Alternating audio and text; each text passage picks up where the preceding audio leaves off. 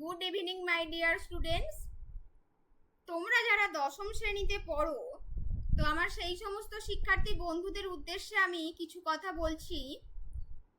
তোমরা আমার এই চ্যানেলে তোমাদের ভূগোল বইয়ের প্রথম অধ্যায় বহির্জাত প্রক্রিয়া ও সৃষ্ট ভূমিরূপ এই চ্যাপ্টারের ওপর আমি প্রায় 25 থেকে 26টি ক্লাস করিয়েছি।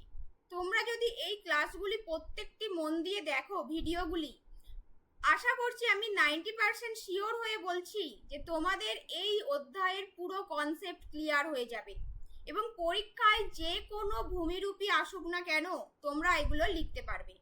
এই অধ্যায়টি এতটাই গুরুত্বপূর্ণ, এখান থেকে 5 মার্কসেরও প্রশ্ন আসে, 3 মার্কসও আসে এবং এসএকিউ এমসিকিউ আসে। এবং তোমরা যদি ভূমিরূপগুলো না বুঝে শুধু মুখস্থ করে যাও, পরীক্ষার হলে কিন্তু কোনটা কার ফলে সৃষ্ট ভূমিরূপ সেগুলি গুলিয়ে যাওয়ার সম্ভাবনা থাকে। তাই আমি তোমাদের সকলকে রিকোয়েস্ট করব, তোমরা ভিডিওগুলি খুব ভালো করে দেখো।